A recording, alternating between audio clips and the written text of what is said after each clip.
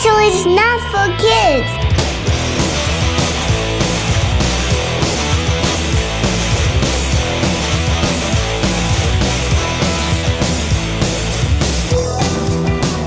We can talk about how Magic the Gathering is like objectively better now that Aang is here. Magic the Gathering is objectively better now that Aang is here? Yes, much better. And the TMNT set is going to be fire, dude. Those pizza lands. Okay, you lost me. You lost me. Dude, the pizza lands are so good. You're not telling me that you're not going to be like dying of laughter when your opponent just drops the pizza slice with the water onion tier on it on their side of the board and you just go, oh, brother. I don't think I have a strong opinion against the pizza lands. I think I could be for those, but correct me if I'm wrong. I'm pretty sure TMNT is a set that, like the Spider-Man one, was just supposed to be a secret layer, and then they decided to bloat it to oblivion. Oh, God. Well, then it's doomed, actually. TMNT is going to be trash. I think... Yeah, just based on its product cycle, like I think it's going to be a bad time. Yeah, we really need to do like a bonus content episode where we just talk about Fire Nation Drill and how it's like the most underappreciated Avatar card. It's seeing no play and it's literally Ravenous Chupacabra reprint.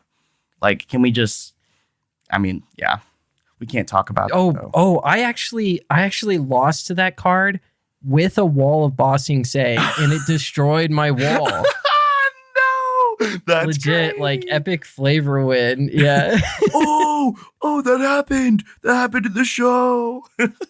Yeah.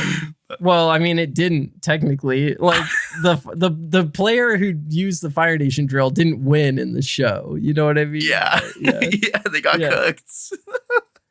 Oh no. I was like dominating completely. I had like the fucking wall. It's like a 0-30. Like, how are they ever going to deal with this? And then it was like, here comes the fucking drill. And it blew it up. I was like, no.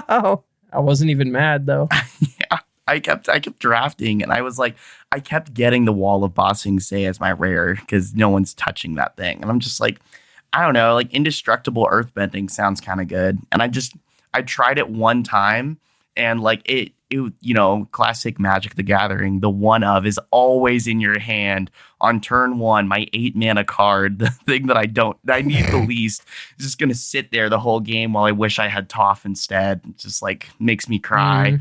The other person's whipping out like Azula and Zuko combo. Like they're running 4 colors because they got like multiple dual lands. Like they have everything they need. And here I have my colorless wall of Bossing Say. Do we have something that's not Magic related to even talk about? Isn't that why I'm here? Why are we doing any of the BGG top 100? We should just talk about Magic for an hour. We should do a bonus content that's just Magic the Gathering. You know what?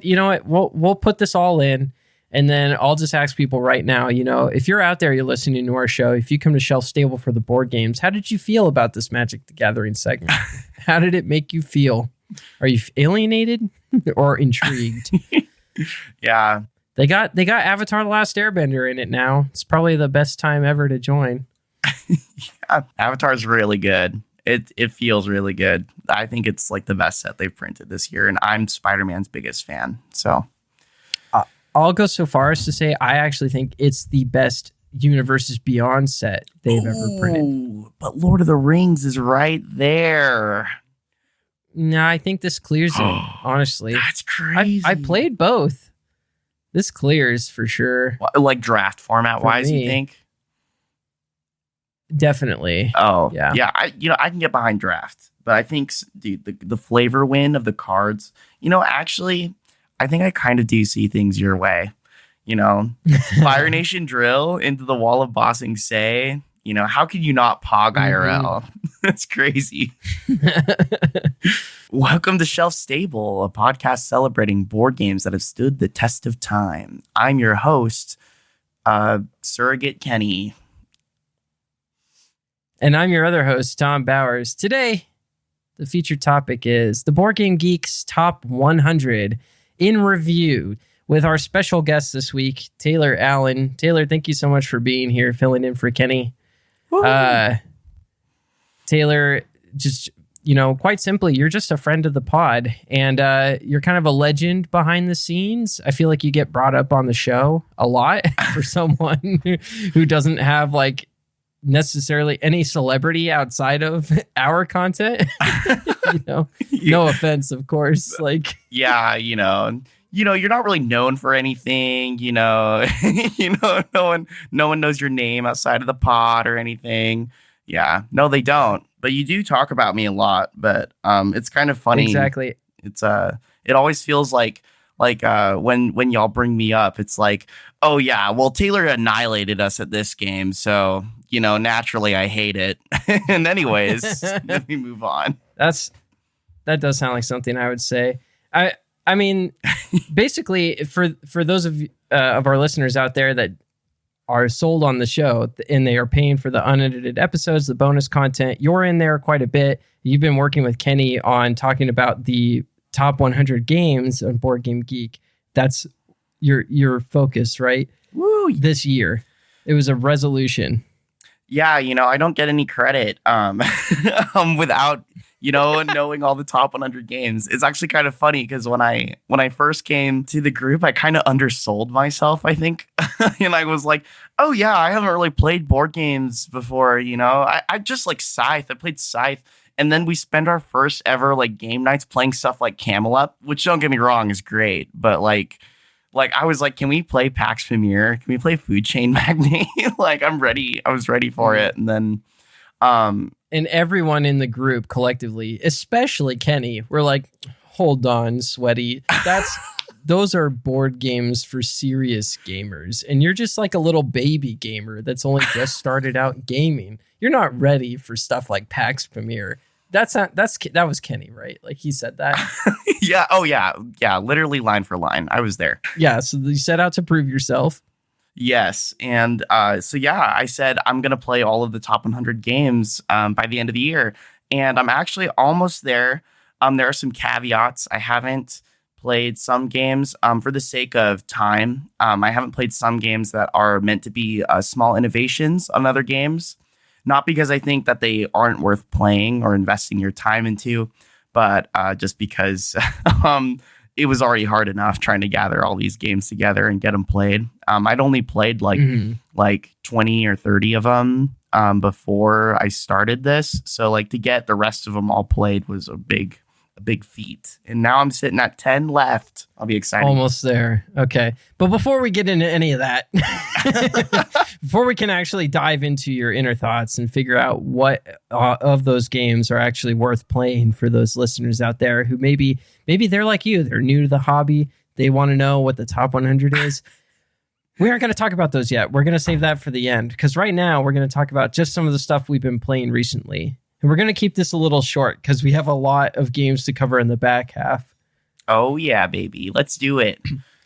So why don't you start us off? What have you been playing recently? Yeah, I finally tried a little game of Hansa Teutonica from 2009. That was really fun. It was really cool. It was kind of funny. I was at someone else's place and then friend of the pod, Nick, suggested that we make it hit the table. And because this other person that we were at their house with, they broke out the game and they were like, okay, yeah, let me just take a quick look at the rules. And they just opened the rule book and like read it cover to cover before we started playing. And everyone else, that's where you want to start. Yeah. Right. And I was like, oh boy, this is going to be interesting. It was so good, actually. I thought it was nuts. And, because I'm Surrogate Kenny, I'm allowed to just slap an official shelf-stable rating on it because that's what you do on this podcast. You rate games, of course. Famously, we score everything on a scale of 1 to 10. Oh, yeah, absolutely. Yeah. So this was a solid 8.5, of course. I was kind of surprised because I think the first time I ever heard about this game was because I was the baby of the group still, and I got sent to the corner to play Codenames, and everyone else played Hansa Teutonica, and another friend in the group was like really good about being like very interactive, like they just got in everyone's way constantly, and Kenny was like mind blown, like holy cow, I've never seen anybody do this, like we thought that we were flowing like water. I started playing this game and I was like, okay, I already know the inner secrets. I know that I'm supposed to secretly be super mean in this game. Actually, I don't think I could play this game without being mean. I'm kind of shocked that no one was being mean. You guys were all just like pacifists sitting around the table. Like that shocks me. This is like me being mean the game, like mooching off of other people the game to me, which of course makes it amazing, I think.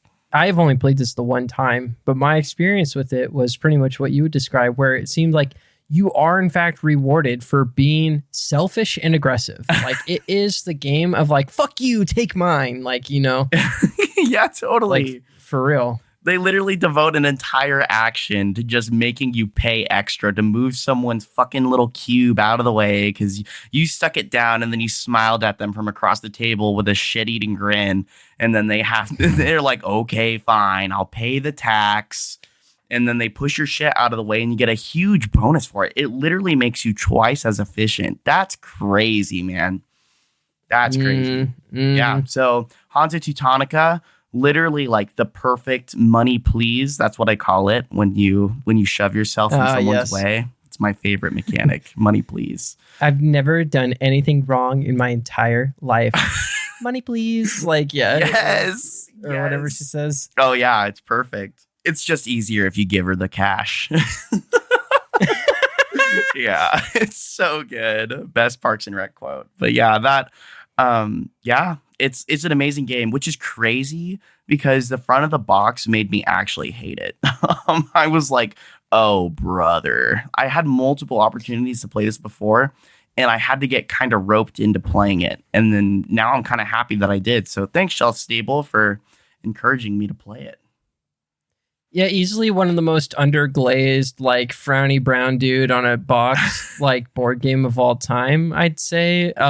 It definitely kind of like Troye and like some of these other ones where it's like there's more game to it than you would think. It's interesting, right? Because it's like an outdated method of marketing to people with the frowny Euro dude look. Yeah. This game has that, and all the other games that have this and haven't had like reprints by like CMYK or something where they're just totally, you know, redoing the covers and the art. It just leaves you with this feeling of like, okay, this game's old and lame.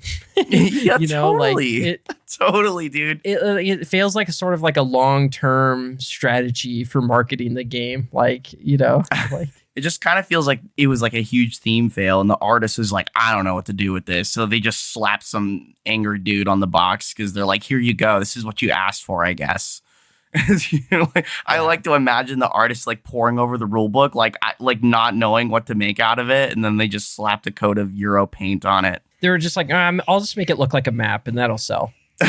Yeah. Hansa Teutonica, officially shelf stable. All right, and Tom, what have you been playing this week? So I have played Aboretum from 2015. This is designed by Dan Cassar. I hope I'm saying these names right sometimes. Sometimes I'm trying my best, and I really wonder if the other person's ever going to even listen, you know? Your guess is as good as me. Dan Cassar, published by Renegade Game Studios here in the US at least. And this is an interesting game. It is an abstract kind of card game. It's not a trick-taking game. I've learned my lesson there. I mean, I would never have called it that anyway. But there's a lot of mechanical similarity, I realized, on this most recent playthrough to Shot and Totten, which I don't know if you've played that or Battle Line or any of those Knizia line battlers. Yeah. I don't know. Sorry. Too busy playing angry brown Euroface guy. So. Have you played Aboretum, though, by chance? No, I haven't. So the one thing that this game has going for it has this like beautiful artwork of all these different types of trees. It's a lot like Forest Shuffle, where it's like Forest Shuffle has like all this artwork of animals and trees that you would actually see IRL. And then you can be like, wow, it's just like in my board game, Forest Shuffle. It's like the same thing, but for Aboretum. Like you could go to an Arboretum in real life and be like, wow, this is just like my board game. There's like cherry blossom trees, plum trees, or whatever, and stuff like that. So all these different colors, and they kind of basically function as different suits. And then they're all numbered 1 through 8. And you just score based on like the connections between these trees or whatever, but you don't score unless you are holding the greatest sum for that tree in your hand. So you want to put the trees out on the board, but you need to keep some trees in your hand in order to actually get to score any of the trees that you're putting in your tableau. So it's this interesting math puzzle of sorts that you're trying to parse. You said this isn't a Knizia game? That sounds very Knizia-y. You know, you only score the thing that you hoard, you know. Yeah, it's not. I do think it has some like clear inspirations potentially. Like I said, like it actually, its game feel very much reminds me of Schottentotten, where a lot of the decision making is going to be based on what your opponent has allowed you to see. And because there's that incomplete information, you don't know, if it's safe to put like a tree out because they could still be holding the 7. And so if you're holding like a 6 and a 2, it's like, that you're beating a 7 if you keep both of those in your hand. But until you've seen that 7 come out somewhere, you can't play either of those cards, right? So there's like a lot of thinking like that. And Schottentotten's very similar. That sounds really cool. Yeah, I'm looking at the art. It's really gorgeous. It's like actually good enough for me to play. That's crazy. Yeah, you have high standards. It has that high quality art, and I do think the gameplay is like, it's simple, lean, straightforward, relatively abstract. I wouldn't say it's like super thematic or whatever, but it's like, because it's short and it's light, any other trick-taking game has the same sort of vibes as this. Let me be clear. It's not trick-taking in the least, but it's a collection of cards you keep in your pocket and you just whip it out whenever you have some time to kill at the park or something. It's like that kind of game. Oh, actually, it's a hand shedding game. It's a ladder climbing game. Is it actually even either of those? I don't know. No, it's really not. Like the only way in which it sort of compares to trick taking is just the sort of what you've kept in your hand bit. But I'm sure there's some other mechanical term for it that I wouldn't know. It's kind of rummy-like, go-like, Knizia-like, some amorphous nature thing. Something, yeah. If any of those sound like the kind of words that get you off, then this is your game. So I don't know what else I could really say about this. I mean, like, it's a nice one. At one point, I had this in my bag of games that I have sort of like de-boxed, and I just try and stuff as many games in like one carry-on luggage size thing as I can.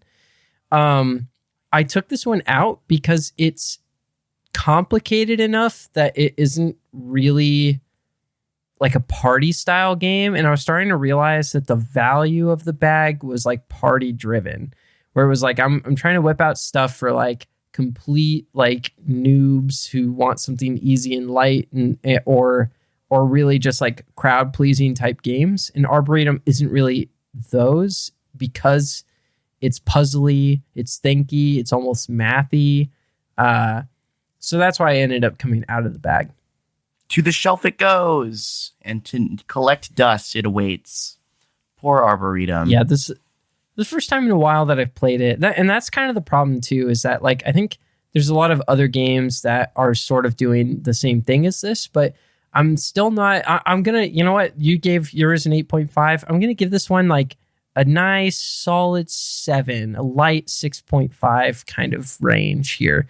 Cause it's one of those where really like, I'm pleased if someone else wants to pull it out, if it's their favorite game, but I feel like I'm just not going to reach for this one first. So that's where I've landed on it.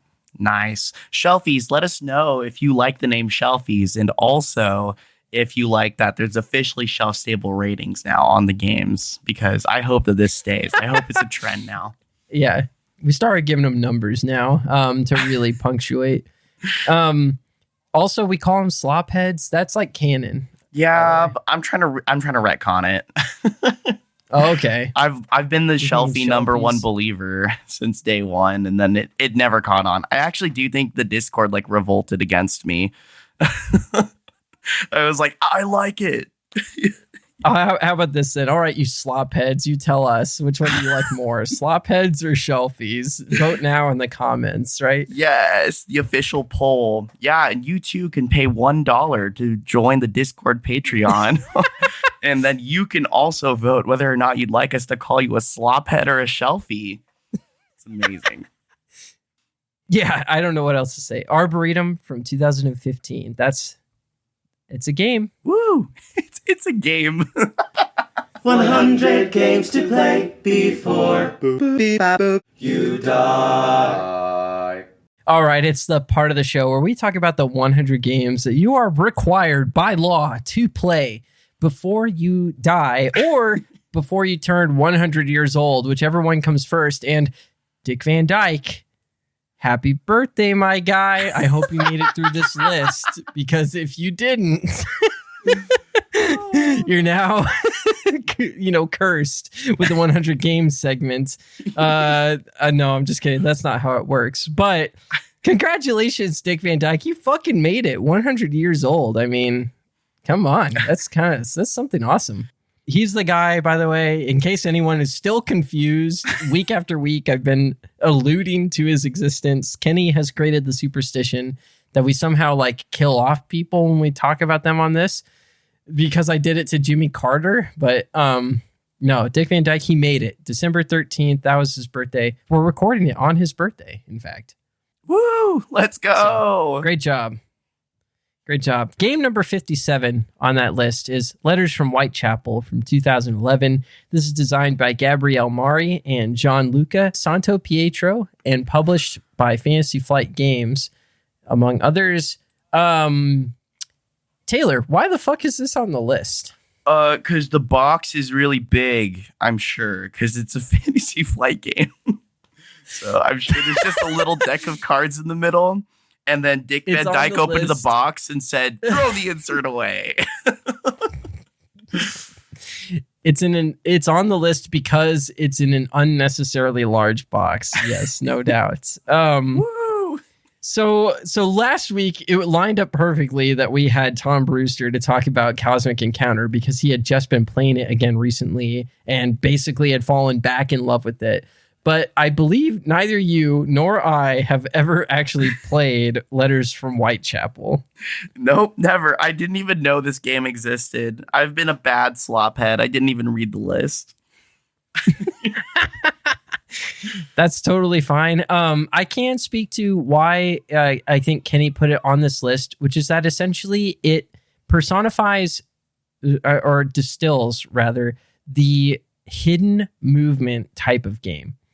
This is a game where Jack the Ripper is running around throughout the city, ripping people as he does. And the rest of the players are basically the cops. You have to chase him down. And the only lead you really have are where the victims show up and kind of what happens next, right? So it's this interesting tag back and forth system where one player is they know where they are and no one else knows exactly where they are. Right, so it's this interesting sort of asymmetric vibe. I'm sure you've played games that are in this wheelhouse, such as Scotland Yard, maybe, or Fury of Dracula. Oh, me? Maybe not. Yeah. Yeah, you know me, I'm always fiending for Cop Simulator. Finally, yes, a game that appeals to me, Cop Simulator. No, I haven't played them. Well, I don't think it's about being a cop so much as that it's... the game Nyctophobia kind of owes itself to this. Okay. This genre, if I remember correctly, because it's asymmetric, right? Where one player's the Dracula and the rest of the players are the normal peoples. Yeah. Whatever. Yeah, totally. That one was really cool. So if it's based on that, then I'm sure it's good. There's a pedigree there that I think traces itself back somewhat to Letters of Whitechapel, although I think it goes all the way back to Scotland Yard originally.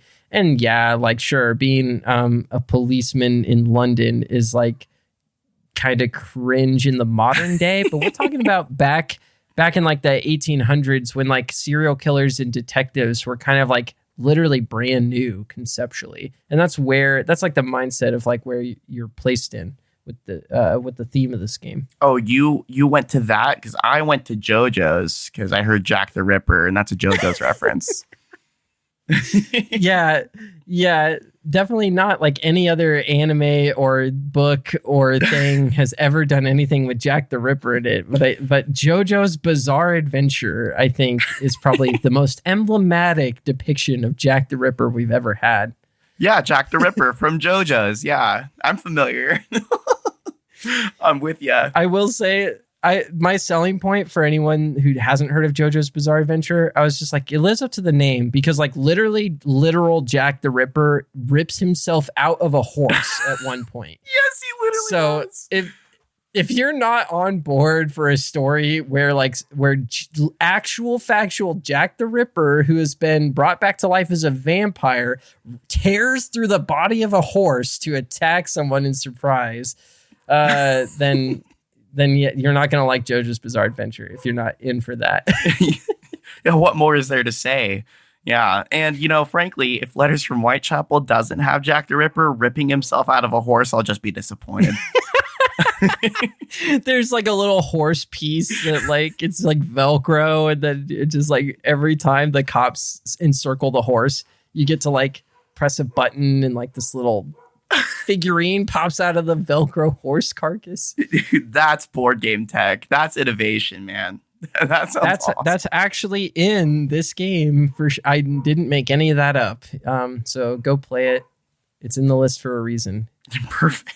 I too get excited by Jack the Ripper ripping himself out of a horse, so it's understandable. It's honestly one of the most legendary sequences from part 1. Oh, yeah. That and punching frogs without harming them. No animal cruelty in JoJo's, as everyone knows. There's absolutely zero animal cruelty that ever happens in that whole show. Yeah, I've never seen an animal in harm's way in JoJo's Bizarre Adventure, and I hope they keep it that way. Yeah. I'm 2 pages in. I'm 2 pages in. Oh, my gosh. Hey everybody, Editor Tom here. I just want to explain the sudden shift you're about to hear in audio quality. Taylor and I decided to re-record the meat and potato section of this episode for a couple of reasons that I'm about to get into. Unfortunately, Audacity switched the input device on the recording without my realizing. So instead of getting my sweet, sultry desktop microphone, you instead get the sounds like I'm driving through a wind tunnel microphone of my headset. I felt that the audio was still listenable. It's definitely a slightly lower quality than we are used to. So I just wanted to apologize for that ahead of time. But here you guys go. Back to past Tom and Taylor. All right, well, enough of that bullshit yapping about whatever the fuck we've been talking about. It's time to get into the main topic of this week's episode. The real meat and potatoes, the true, authentic, in no way duplicated, in no way faked. We are in no way retconning something that we already recorded. We are doing this off the dome, off the top, 100% authentic, original content for you, our listeners. And this week's topic is the 100 games that BoardGameGeek has decided are the best games of all time. The top 100. We're just going to review them. We are not going to tier list them. I'll tell you why we aren't tier listing them, Taylor, because we did that already.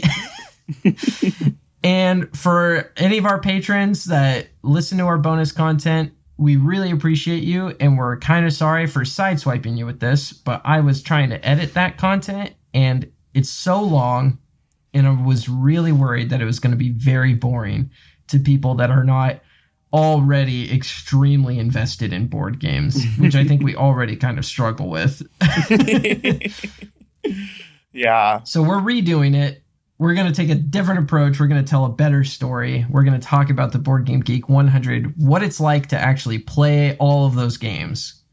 Because it's a big challenge. I think a lot of people think that it's something they want to do. But we have Taylor here to tell us you might want to reconsider. Yeah, you think right? you do. You think you do. And then maybe you regret some life decisions. But I'm a little bit happy that I did it. I don't know. Okay. Well, before we really break into that, I just want to real quickly, for anybody who is not familiar with the BoardGameGeek Top 100, I want to explain what it is exactly. It's BoardGameGeek itself is a website that you can describe as the one-stop shop on the internet for all things board game. There's web forums, trivia, basically, information, anything you might need to know about a board game is probably on this website, and stuff you probably didn't want to know about your favorite board game is on this website. You can rate the games on a scale of 1 to 10, essentially, and of course, if a game gets enough reviews, it gets what's called its geek rank, which is a weighted score based on the average scores of the BoardGameGeek ratings.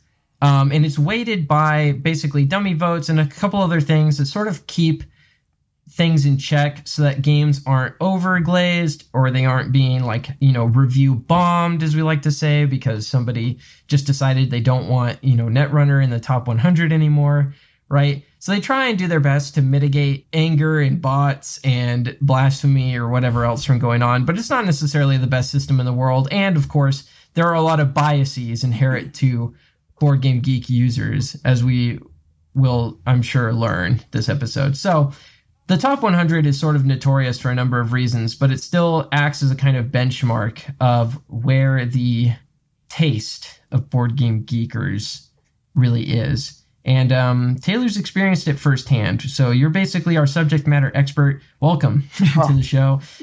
We want to hear your thoughts. I think you've played more of these than I have, in fact. Oh, wow. That's awesome. Resident shelf-stable BGG SME. That's crazy.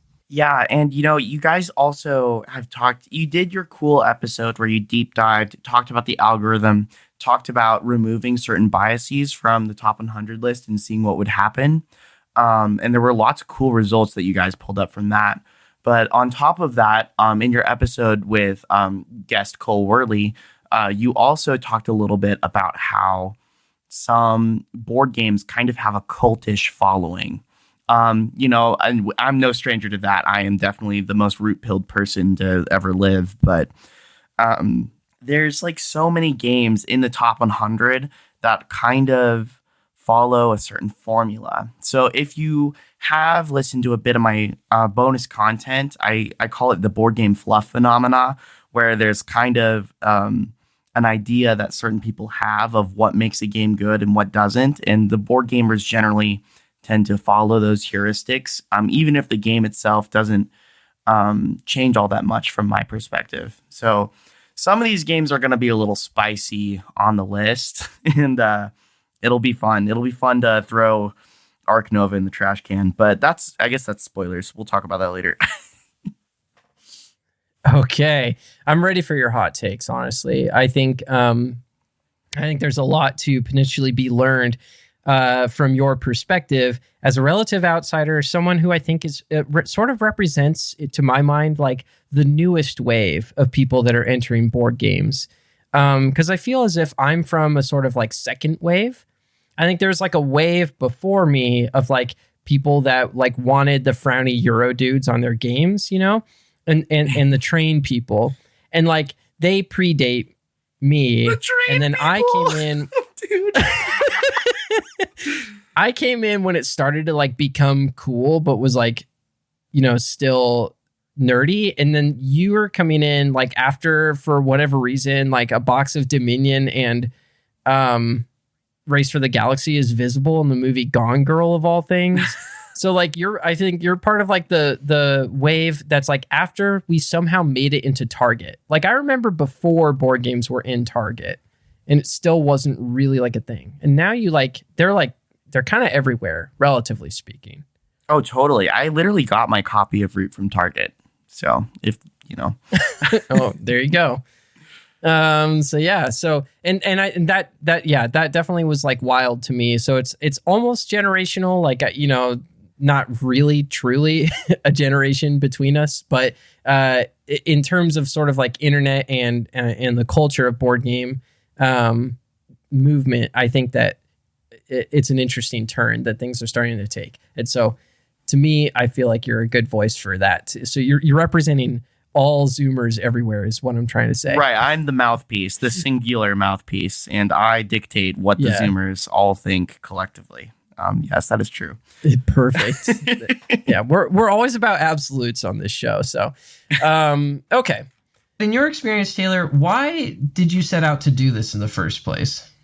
Actually coming into like this board gaming space, it was kind of like, yeah, I've played Scythe and I've played Talisman and stuff, but like mostly I hadn't really experienced a lot of these games. Like everyone was talking about something and I wouldn't know what was going on. It's like they talk about terraforming Mars or Arc Nova. It felt like everyone was kind of on the same page already, and I'd missed the train already. So it was time to hop on and like do my homework so that I could understand where all these newer board games are getting their inspiration from and what they're innovating on. So basically you felt like you were being left out of the conversations and there was some sort of like context that you were not privy to, and you felt that the Board Game Geek Top 100 would provide you that context? Yeah, like there's a reason why there's classics for books and for art and stuff, for anything in art period. I think you go back and you read Call of the Wild, and maybe it's awesome and it inspires the way that you think about current literature. And maybe it was just a fad that existed at the time. And I think that board games are the same way. There's a lot of really cool board games that are getting a lot of their inspiration from older games, older titles. And there's some that feel like they're actually kind of unique and they have staying power that hasn't been tapped into yet. And so the top 100 kind of captures some of those, I think. Yeah, I think it does. And that kind of leads me to like my first real question, which is like, what would you describe it as the overall vibe? Did you catch any trends that really stood out to you as you played these games? Like you felt like, okay, I think I know. You almost could pick up a new game for the first time and be like, oh, this is a top 100 if you didn't already know the list. Yeah, actually, I wouldn't actually literally consider myself an expert on this stuff, of course. But, for the sake of content, I guess I have to discard my nuance. So, but that's what I'm always saying. I pick up, you do get a certain vibe from board games when you pick them up, whether or not they're going to be something that the general community kind of latches onto. We kind of have this vibe for certain board games that are kind of like, yes, this game will make you feel very smart for playing it. I consider games that have board game fluff to be a little bit bloated, hence the fluffing. It's almost like they had to pad the box with a little bit of extra something to make you feel smart about yourself. And who doesn't like to feel smart playing a board game? I mean, I'm not immune to that. So, but there... Yes, notably. Yeah, some may say I seek it a little bit too much with my competitive nature, but like off the dome, some games that I would describe in the top 100 as having that board game fluff quality, I would say like Terraforming Mars makes you feel very smart for having that deck knowledge. It has a little bit of a steeper curve, so people that play it more, they invest more, they'll have a better time with it. Games that have a lot of different components that will add complexity. Things like Arc Nova, maybe, that have so many things going on that it makes you feel smarter for it. A lot of Lacerda games kind of have that same vibe too, where you pick it up and it's like, maybe there's not a lot of complexity even in the actions themselves individually, but as soon as you actually start playing the game, trying to think 1, 2, or 3 turns in advance gets a little difficult because of the sheer number of things you have to remember. And board gamers, I think, tend to love that kind of stuff. Right. So basically, the more it sort of challenges or requires a kind of compression of thoughts in order to truly excel at, that seems to be one of the things that is going to catalyze something to the top. Totally. Yeah, that's a great way of putting it. Yeah. Being able to like compress all that down into your brain so you can think about all of it all at once. Oh yeah. I mean, we just need like that big brain meme with the neurons spiking out and stuff. Like that's totally what people are looking for. They want to brainstorm. Yeah, so I was recently watching a video by Amabel Holland that talks about boxes and successful selling of these things. And she talked to Alex Haig, the co-founder, CEO of CMYK. And I think one of the things he said that I found kind of remarkable and almost kind of funny is that the success of a game's ranking on BoardGameGeek is nearly inverted with its commercial success. That it's like what the geeksters seem to want is not going to be the same thing that the appeal of a game on Target shelves is going to be. Yeah, and speaking to that, Amabel also mentions Root actually as having a box that kind of betrays the nature of the mechanics in it in a way, because it's so cutesy on the outside, and then of course you go in and then it's a very violent, mean game. And Leader Games has also, there's been a couple of people from Leader that talk about how having that balance of having the forward-facing, very cutesy, while internally more violent, actually they felt allowed for more creative space to be meaner with the interaction, because what it advertises to you allows it to kind of subvert your expectations more when you go into it. And I think that's why maybe that game even is in the top 100, because people saw the cutesy thing and then they went in and then they found that it was actually very complex, even though it's on a Target shelf. Basically, Leader Games was like, we can get away with anything we want because no one's mad about it when a raccoon is doing it to you. Yeah, totally, dude.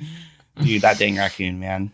Yeah, and speaking of Root, I mean, there's a recent viral video came across my feed where a woman had her son pick a game for them to play together at Target, and she basically got completely sideswiped by the thick-ass rule books coming out of the Root box, and she was like, I just thought this was cute animals. What the hell is this? You know? And all the comments were like, oh, it's going to be like the best time of your life if you could just, we know, you have to bear with it. Please hold the line. It'll be so good. So we wish her the best as well. Yeah.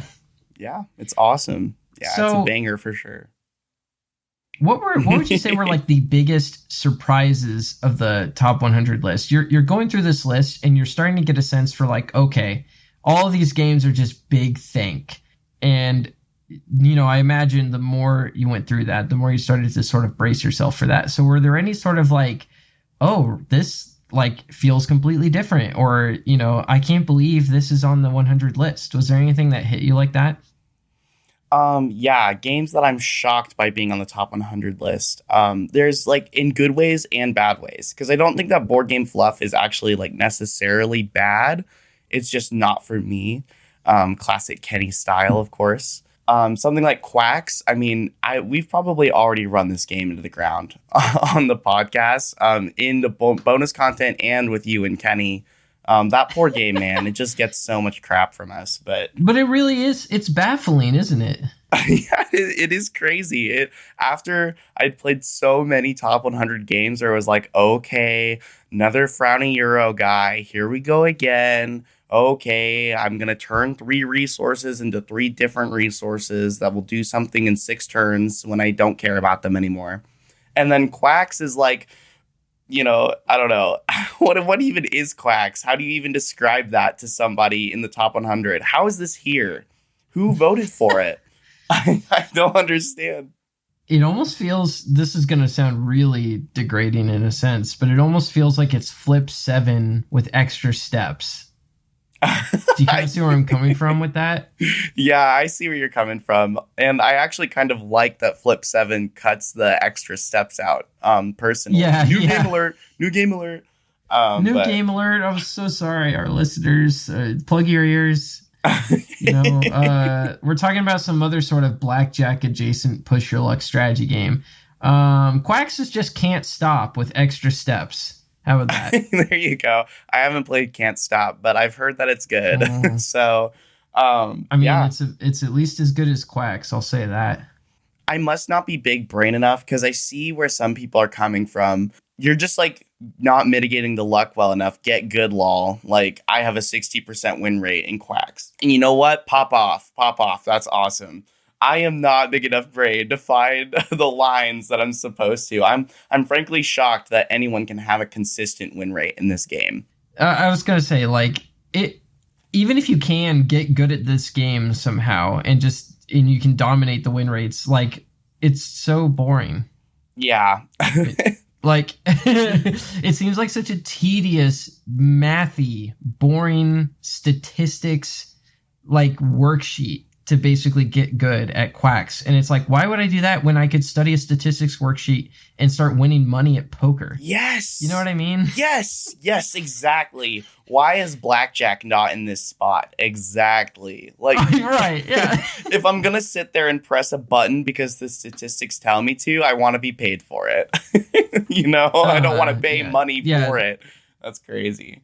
Yeah. I need recompense. And I think that it just boils down to I'm not having fun at Quacks. And it sounds like you're not either. Yeah. Like, it's just like, it's dull. Yeah. I guess we're both kind of saying you literally would have to pay us to play Quacks, which is kind of wild. Yeah. But, yeah. Quacks was huge. I think there's there's some others that are shocking, but maybe not so much from I was shocked that this was on the list. Some games exude like a vibe of like, oh, you've seen this before. It's going to be a rehash. We're going to redo it. We're going to remix it a little bit. Throw a fresh coat of paint on there. And voila, we know you love it. Mm-hmm. Last night I played SETI, Search for Extraterrestrial Intelligence. New game alert. Plug your ears, listeners. Don't worry. For the next 30 minutes, because I love this game. This game is so good. I could talk about this for forever. I had such a good time playing SETI. Well, you have to sum it up in 3 words. Oh, game is good. Oh, okay. I'm kind of surprised about this one because from the look of it, from what little I've glanced over of it, I couldn't even like tell someone like what sort of like the appeal or the edge of this game is. And I would never have guessed that it's one that you like a lot. So just speak to that maybe, like what's the edge that this has? And if it doesn't, why do you like it? Yeah, I was shocked too. I was bracing myself like you were mentioning earlier because I saw some terraforming Mars. It's got the like collaborating together to accomplish something, but trying to get the most points for doing the thing vibe. We're all accomplishing this thing. And once we accomplish this thing, we're going to see a dramatic revision of this game. Because once you accomplish finding 3 different types of data, it reveals an alien that fundamentally alters the game. Boom, there's aliens. They're here now. What does that mean for us? And then it becomes more competitive. Who can take advantage of the aliens more? That's really interesting. So, I have rarely played a board game that quite literally transforms partway into the game. I know that there's some other games that probably do this. Well, and Betrayal at the House on the Hill is the first one that came to my mind. Oh, yeah. I'm sure you played that. Yeah, I did like Betrayal at House on the Hill for a while, and it's still kind of a junk food game for me. I love that game. But this felt different in that it's not going to turn somebody into the villain in the 1v all game like Betrayal does.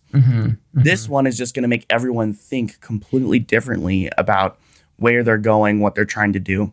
It is very solitaire-like, but it is very intricate in the way that it is solitaire-like, where you will get in each other's way more often than you think, I would venture.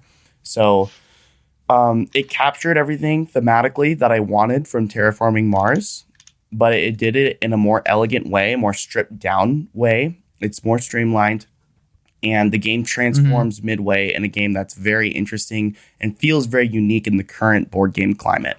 So it's got the staying power, I think. I'm kind of shocked. I'm famously very not pro Terraforming Mars in our friend group. Right. So yeah, everyone expected me to hate this, and turns out that it's amazing. So you're predicting its stability, but for our listeners out there, we just want to warn you again, the game has not stood the test of time. We have no proof. In fact, I'm going to hold you into the court of public opinion here. Listeners, if you're hearing this bit and you felt we went a little too long in talking about a game that is only like a year old, please tell us, and we're so sorry. Public apology episode is next week. But I, that's interesting to know. I wish I could speak to it myself, but I, of course, haven't played it because I only play games that are over 5 years old, and I only talk about games that are over 5 years old. So. I'll be your SETI dealer in the back alley. Don't stress. Okay, so sick. We'll hook that up. Okay, well, let's go just drill into maybe some of the highs and lows of the top 100. So what were the best board games that you experienced in the top 100? My favorite board games that I've experienced. Top 3. You got to pick 3. Top 3. Okay. They're coming with you the desert island type thing. Oh, crap. Okay. Root, Brass Birmingham, and Great Western Trail, I think. Well, all 3 of those are shelf stable. So, kudos. Good job. We appreciate you for committing to the bit. Why those 3? Or let's start with Root. Why Root? Root is so replayable. I mean, you'll hear it from every Root fan. I am very biased. I love Root. I think Root is like my favorite game ever. It's just got so much going on, so much replayability. Everyone feels like they're playing an entirely different game on a fundamental level that I have not encountered in other board games. Besides, it sounds like Cosmic Encounter might be another one that I would love to try. But from what I've heard, Cosmic Encounter takes a more silly approach to it, even more game warping. But Root really feels like just going through the motions is so different. It literally feels like a different board game every time. And that's just an incredible feat, I think. Oh, yeah.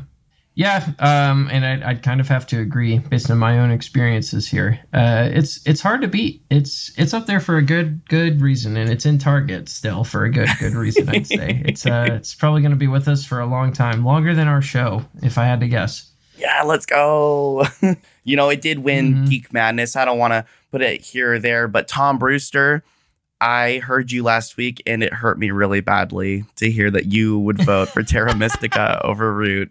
It was like a dagger to my heart. Yeah. Terra Mystica is so good, though. I think you're underglazing it just a tad. Yeah, Root would be better with the Bowls of Power. Right. We'll have to exchange, a game of Terra Mystica for a game of Root, right? Because you'll do anything to play another game of Root, as I understand. Oh, that's true. I'm always fiending for it. Including playing Terra Mystica, right? Oh, yeah, I would. I'd play Quacks to play Root. Oh, God. Okay. So then why Brass Birmingham? Brass Birmingham is kind of an anomaly. It probably would have gone great in the surprise section because Brass Birmingham, and just every brass in general, has the great sin of needing an accountant to pick up all of the change that you left on your player tile that decides whether you go first or not.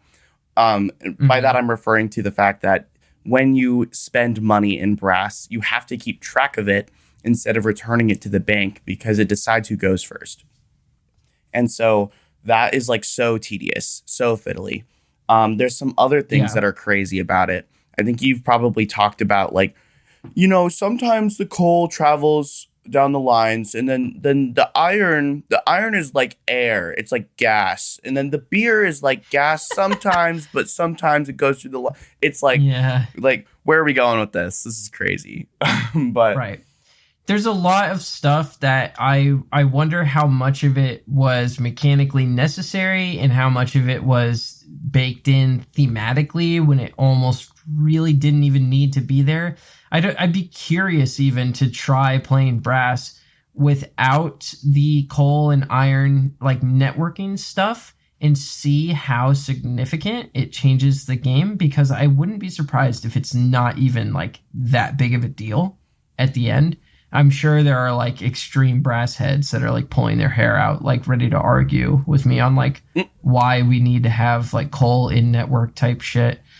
No, I'm with you actually. And on the designer notes for the next brass, I won't mention what it's called because we don't do that here. But In the designer notes of the next brass that's coming out. We can talk about SETI anytime, but if we talk about Brass Pittsburgh, people will really lose their shit. So we don't want to do that. Yeah, you just lost like $6. Oh no, they're unsubscribing as we go on. Yeah. Exactly. I'm here for the old games. Yeah. In the designer notes for Brass Pittsburgh, they mentioned that they also feel it's unnecessary, and they have consulted many of the top Brass Birmingham tournament players, which I didn't even know existed, but that's really cool. And those people also thought it was unnecessary. And so they've actually cut all of that away. Everything works like coal now in the next game. So I think you're cooking with that, where we're just like, yeah, just get rid of it, and it's probably the same game. In spite of that, Brass Birmingham's gameplay somehow manages to be so fluid, so dynamic all the time. Like, one turn, you do absolutely nothing, and you stockpile. It's like you're charging, and then you explode with a bunch of money on the next turn because you get to go first, and you get to mooch off of someone that did something, not expecting you to come out from the woodworks. And there's so much interaction that happens because of that.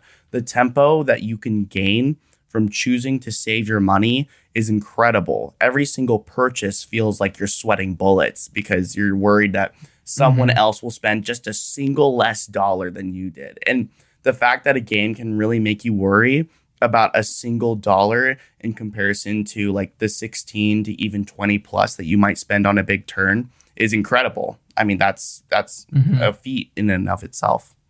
Yeah, I think I couldn't have said it better myself. There really is, like, it deserves its spot overall. You know, I totally understand not everyone's going to put this in their personal number one spot, but it just continuing to stay at the top of the Board Game Geek charts, I think the rationale is right there. I mean, you said it. It's just, there's something about it that you just can never get away from. And it's always an interesting, dynamic, like, tense time. Like, it just hits every note beautifully. Totally. It feels a little bit like an addiction. I'm not going to lie. Like, I can't, even though I have to stack up all these damn coins on my character, I'm still going to come back for more, you know? Yeah. Its biggest flaw by far, though, and you said this, is that you have to have like one player to police the rules like hardcore, or else it can sort of feel like it fell apart and completely invalidate the entire session. Yeah, for sure. So then the third one you mentioned was Great Western Trail. What makes that one so epic? Dude, Great Western Trail, against all odds, also a Brass Birmingham story, I think, where I was bracing myself for it. I was scared. I whipped out those little player boards, and it literally looks like someone slapped on Times New Roman font with the numbers. Like, there's just like empty white space on the boards. Like, I'm like, dude, this is the second edition of this game, and I was a little scared, frankly. But I shouldn't have been, because this game is incredible. The amount of expression that you get, there's basically 3 different levers in the game that you can pull depending on what kind of tech that you go into in the game. One of them accelerates your cow abilities, which are points in a rummy-like fashion. They let you score points from your hand in a rummy-like fashion. One of them has some kind of train scoring that is like special endgame points only you can access by going there first. So it creates a dynamic race between the players. And then the other one is setting up buildings, which can give bonuses to yourself and possibly to your opponents, but they can also be huge obstacles where you just suck the money out of everybody else. And if there's one thing that I'm a sucker for, it's money, please. At least what I call money, please. Yep, exactly.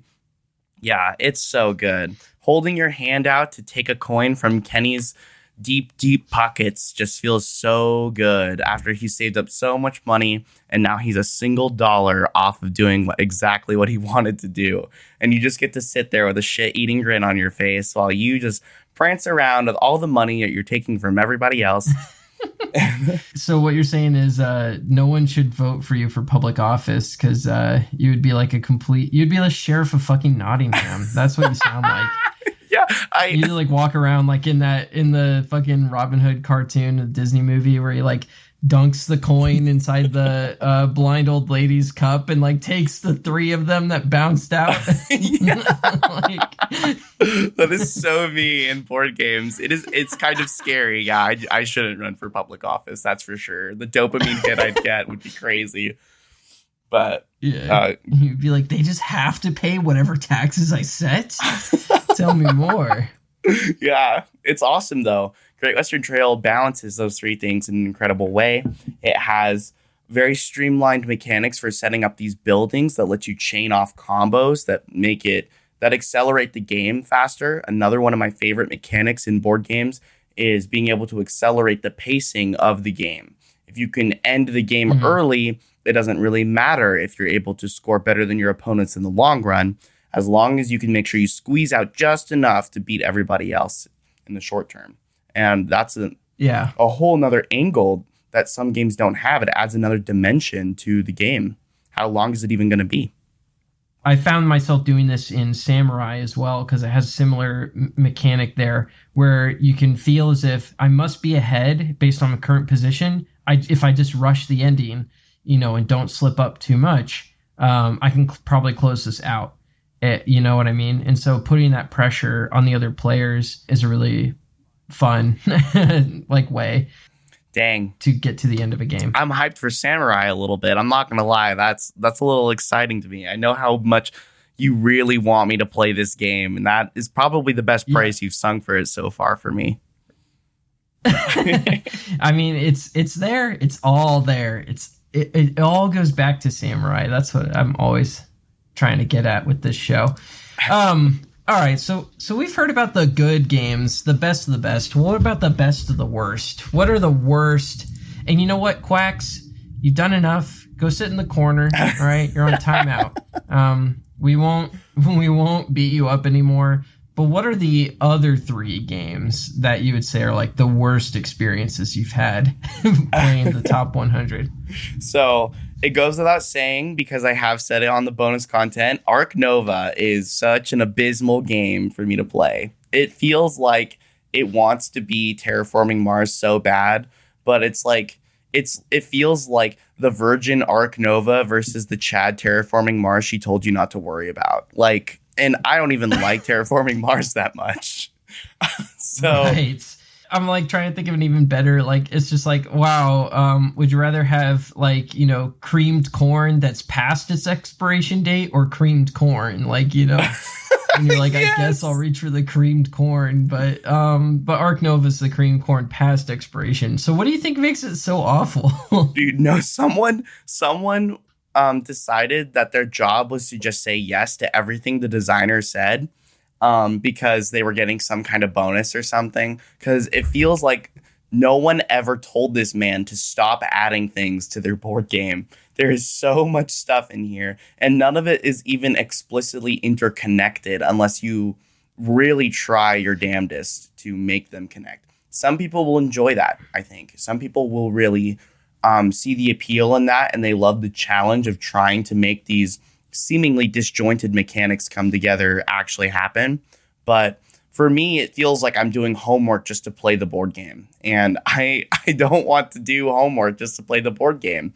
There's so much variance in the deck. I think it missed the point that Terraforming Mars was trying to make. Terraforming Mars has a deck of cards, and out of that deck of cards, you can make so many beautiful things happen. And Ark Nova said, what if we just jammed it with more things that didn't work together? And so then it feels like there's no dopamine. You're just sitting there with your gorilla enchantment, but all you have are tigers in your hand. So you'll never get the payoff for the gorillas. And then you'll just have to sit there in agony while somebody else happened to rip the lizards thing that they needed off the top of the deck, and they're popping off and comboing. And you're just sitting there wishing the game was already over. Because did I mention that this game is 4.5 hours long? Yeah, crazy. I think there were a few mistakes made with the player count when you played this. I actually got to talk to Kenny just last week, and meet his cute little baby, and say hi, kind of check in on things. They're doing well, by the way, for anyone who cares. But we talked about Ark Nova because he'd listened, of course, to the episode with Tom Brewster, and his partner was delighted that Ark Nova was being brought up at all. And then it was like, he was like, no. Like, you don't get excited. Because then I was like, and it sucks. Which isn't even really what I said. But overall, I don't think I'm quite as big of a hater on Ark Nova as you. I do love to make fun of that game. I do think it's heavily overrated, 100%. But the more that I've talked to the Glazers, the more that I'm starting to think like maybe I just sort of misunderstood the appeal. And I really actually want to get back to this one, just one, maybe two more times, and see if like there was something kind of that I'm missing, see if I understand it better now. But like otherwise, I kind of agree with you overall. It's just like it's bloated, incongruous mechanics. Not sure why we needed all of them the way that we do. It just feels like it's over designed, like the first board game designed by Hideo Kojima type shit. Kojima would make a way better Ark Nova, to be clear. But I actually recently got to play new game alert. I'll just talk about it briefly. Sanctuary. It's a re-implementation of Ark Nova at a very streamlined tile laying pace. And it kind of made me sad because it was like, this is what Ark Nova could have been.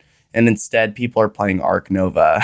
And when we could have had the version where everyone did say no, it leaves you with something quite delightful, I think.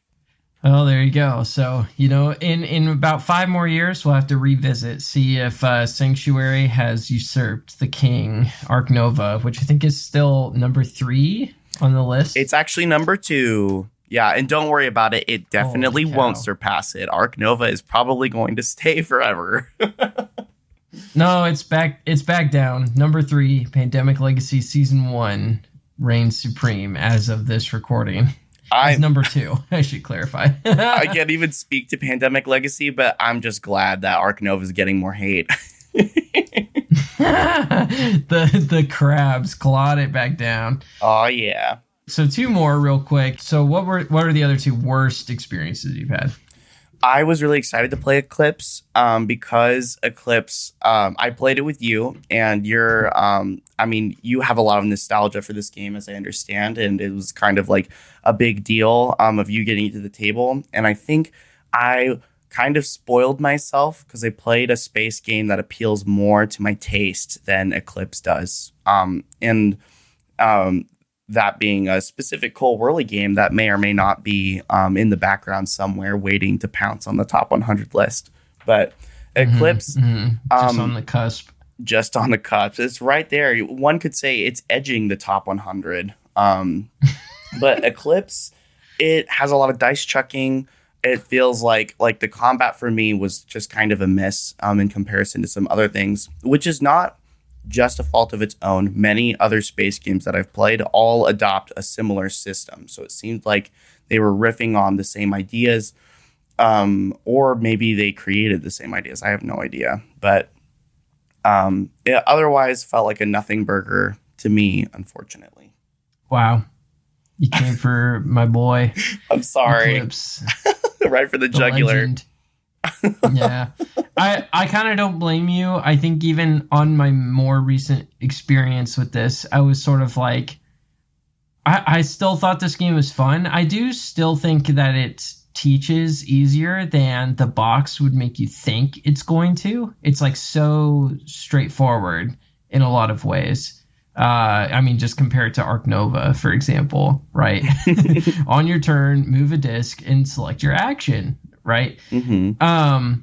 But the dice chucking, like this time around, I used to kind of think like, in praise of dice chucking, but I think I'm like more and more coming around to your perspective of something like the dice combat in Root, and of course Arcs, which we're struggling not to mention here. I do think are more elegant systems, and I think that Eclipse is probably looking its looking old with the risk, the classic D6. Roll as many D6 as you can. But there is something fun about that. Maybe I should play Warhammer. I don't know. I just like throwing the D6s around. It is a little fun. And also Eclipse, for the record, I think has a really cool action capacity system. It's weird to even call it a selection system because it has something very unique going on where the more you spread out, the more you expand, the more it will cost you. And but it doesn't cost you it up front. It costs you after the fact, which is kind of interesting. So like the fact that you can expand in that way and then kind of make up for it on the back end, very unique. I don't think I've ever seen another game that does that even. Yeah, I think it's really cool from an economics perspective because it's almost how like how actual empires work, where the more territory you seize, the more that you're supposed to be in control of, the harder it is to, maintain it economically on all fronts. And then expansion kind of requires you to go into a little bit of debt. But if you get kind of lucky, right, there's almost like that push your luck. You'll flip over a tile that's got the exact kind of planets that you need to sort of boost your economy back up. So I think it's like one of the more elegant economy balancing systems overall. I really like that part of it in particular. I'm glad you do too. Yeah, I almost wish it would just get a new coat of paint and like have another game that seeks to innovate on some of the weaker points and just to make Eclipse great again, I guess. You know what? We should get like red hats. Maybe put that like MEGA mega on hats. I think that would go really well. I can see the vision. Yeah. No one has thought of this. Yeah. All right. So what's like the next worst experience you've had on the top 100? The next worst experience. There's been a couple of them, but I've got to talk about Final Girl. Even though it's a new game, I have to get my thoughts out about this game. I hate it so much. I think, and this is fresh, right? You played this like less than a week ago. Yeah, I literally played it a couple of days ago, and it has been my least favorite board game I think I've ever played in my life. Which is like kind of incredible. Actually, it's kind of a feat that it made me hate it that much. It's powerful. Yeah, it's a powerful tool. You could gift this to someone just to see them suffer if you wanted to. So what's so wrong about it? Because I have not played it myself, full disclosure. But I do understand the gist of it. It's kind of a dungeon crawler, kinda, and it's got like this horror theme where like you're the last surviving, young female character in a slasher film, and you've got to get out before Jason Voorhees finds you or whatever, right? Like that's like the premise. That's all I really know. Oh, totally. Yeah. I mean, actually what you said sounds cooler because it's not a dungeon crawler per se. There's no like mystery or suspense waiting behind a door for you. There's just a big map. And notably, the rulebook, it excites you. I want to read this, actually, if that's okay. I want to read this. Sure, go for it. Okay, perfect. The rulebook, it hypes you up and it leads into this excerpt at the beginning. And it says, something terrible is happening. People are dying. Everyone is panicking. You try to find something, anything to use as a weapon. A scared teenager is nearby, pleading with you to help them escape. Then suddenly you hear a noise. You look around trying to see who or what is there, but it's so dark. Without warning, the killer appears and decapitates the teenager, whose wide-eyed head rolls and stops at your feet. The killer points at you without saying a word before turning to find another victim. You run the other way. Escape your only thought. The screams of the dying ringing in your ears. Carnage and death surround you, and your only escape route is blocked. It is then you realize that there's only one reality. Kill or be killed. Everyone else is dead. You are the final girl. So there you go. I mean, aren't you ready to get scared shitless while you take this awesome revenge story? You're so desperate. You're the last person alive. There's no escape. It's only you versus the killer. You're gonna like rip like a staircase railing out and like sharpen it into a point and like stab it through someone. Yeah. Oh yeah, in a burning house and they're like a vampire or something. Totally. And then, no, actually, what that translates to is a little map that has a bunch of little yellow blobs on it that represent other people that, are still alive after it just told you everyone is dead. And there's going to be a bunch of escape routes. And the killer is actually going to prioritize not even you. They're not even going to chase you. They're going to chase other people. And they're going to murder all these random dudes that just are here. And your goal is actually a pick up and deliver game where you're going to go and grab them and lead them to the exit. Oh, that sounds like so deflating. Yeah, man. Like, it's like, bro, I could have just played fucking Pandemic. I could have played Flashpoint Fire Rescue. Yes. I could have just played Flashpoint if I wanted that. Yeah, and it's so funny because the rulebook actually at one point, it goes out of its way to explain that they understand that you can't use time to purchase cards. Because that's one of the fundamental mechanics of the game is that when you have unspent time that you chose not to use on your turn, you can use that to purchase cards that are more efficient, have better abilities, such.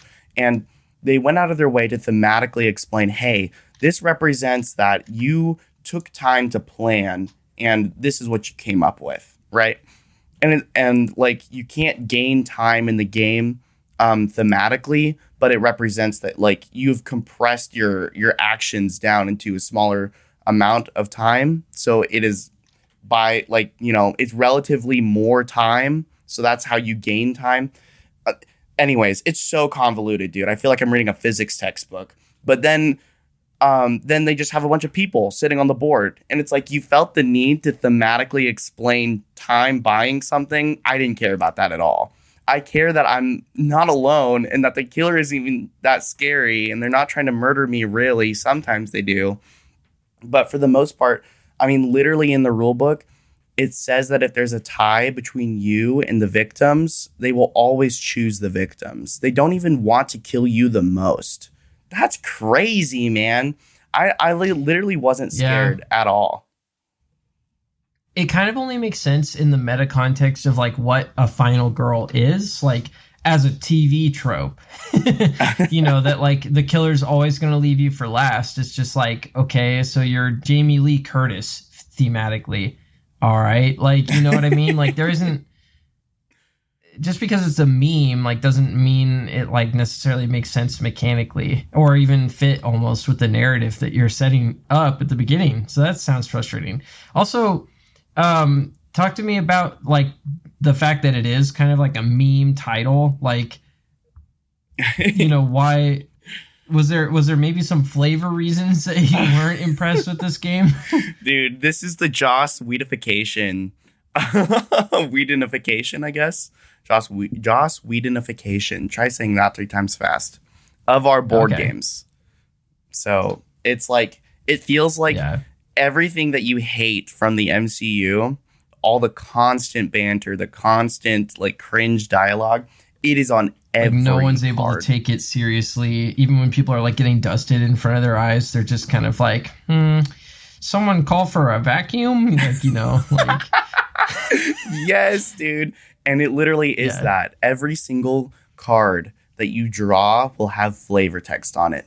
Every one of them. Which is like, oh, okay, cool. They really care about the flavor. But the flavor that they want to impart on you is, oh, like Jeepers, Batman, better get out the shark repellent spray. And it's just like, it's not anything that's actually creepy. They set you up for this creepy, like very anxiety inducing, like horrific experience. And you're left with Ant-Man 3, I have to wonder if like it's a little bit like it's playing to that nostalgia in the camp, and maybe it was a misfire in that sense as far as the flavor text. But of course, that doesn't necessarily like forgive like corny writing that is definitely very tired by this point. Yeah, and people that describe liking this game like it because it leans into that camp. And so if you want the campy horror that's not actually really going to scare you all that much, then go for it. But I think that even old movies, old scary movies that are a little campy, like Halloween or like Friday the 13th, for example, those movies still have more to offer you in the scare department than this does. It will not frighten you. There's nothing about this game that made me feel anxiety. So, yeah. Yeah, it just felt like you're doing work. Like you're going to your job, where your job is to pick up teenagers and get them away from a guy with a knife. Yeah, and Flavor L, again, it says there's no escape. You can only kill or be killed, but you are constantly in front of exits. You spend more time in front of exits than actually fighting the killer, which is hilarious. Yeah, they really misfired there with the preamble. I'll give you that. Yeah, there's my rant about Final Girl. All right. Well, I think it's like getting close to where we want to wrap this up, but I just want to ask, is there anything that you would tell maybe someone who's thinking like, oh, I should play all 100 of these games, or maybe even if you could go back in time and talk to your past self, what would you warn them about? What would you say if they were preparing to set out on a similar journey? I would say there's a lot of interesting board games that have staying power in the top 100, and there's a lot of games that are riffing on old ideas that people happen to love. And if you're out there, listeners, and you are like, I also feel the need to experience the top 100 so that I have this context, I would encourage you to instead look to maybe the games that have the most unique vibe to them in the top 100. Because in the top 100 list... Or maybe there's like a 100 games list that we constantly tote about on this show. Oh, yeah. Yeah, I guess there's also other people, that recommend. Kenny tends to have pretty good recommendations. But with the top 100 list, people will tell you, hey, this is the best version of this mechanic. You don't need to play those, I think. People that love Arc Nova love it because it's riffing on old ideas, and maybe those ideas are better presented in Arc Nova, at least from what I've heard from people that love this game, to them. But I would rather play something that has a unique experience for you. Play something like Spirit Island. Play something like Brass. These games are bringing something to the genre that is not represented elsewhere. And that is where you're going to get the most interesting bang for your buck, I think. Yeah, I'll speak to that too. I mean, there's a lot of Uwe Rosenberg titles in the top 100. I think Agricola, Caverna, Fields of Arle, and Le Havre are all there. Mm-hmm. You are not mistaken. I have played all three. Right. And like even Agricola and Caverna fans, I think, will be the first people to tell you, you don't have to play both of those games. Like if you didn't like one, there's like a 90% chance you won't like the other, for example. And I think that's like the biggest flaw, if any, in the top 100 is that like there's no editorial perspective. There's no one who's even like filtering like what's a board game expansion from a board game. I think there's some degree to which those are naturally filtered out. But there's a lot of repetition. There's a lot of chunky, lengthy games with, big pieces, lots of stuff all in the box, right? And I think like there's a lot of biases like that if you're not yourself biased in those same ways towards liking those things, there's no reason to fit yourself into the same mold as you go through this list, right? Totally. Like it's like jumping into the end of a 20 book long series at the very end. People are going to appreciate something that takes longer to play a lot more on average, I think, than things that are shorter experiences because they've become so attached to that big box. Like Gloomhaven, Frosthaven, you got Twilight Imperium, you got all the legacy games. There's so many legacy games in the top 100. And I think like even games like Ticket to Ride Legacy are in the top 100, and Ticket to Ride is absent because people have been attached to this game. They've been attached to this story. And sure, that's probably really interesting. And legacy games probably have a lot to offer you. But if you're looking for the context that I'm looking for, though a lot of those games, those redundant games, they aren't going to give you that context that you're looking for. They're not going to help you see the culture as a whole. Age of Innovation, Gaia Project, Terra Mystica, they all have a very similar vibe, and they're all bringing something similar to the space as a whole. Just play one of them and call it good, Yeah. Well, there you go. Anything else, I suppose, that people should know? Or maybe anything that you're looking forward to? You can end it on a positive note with regards to games you have still yet to play, or something maybe you want to play again. Yeah, some of them that I'm really excited that I'm looking forward to. I mean, I would love to play El Grande again. This game is such a sleeper hit. As a person entering this space on a larger scale, this game looked ugly to me, and it really betrays what's inside. Of course, I'm not trying to dig on the artist or anything, but there are a lot of games that appeal to more of the old heads in the space.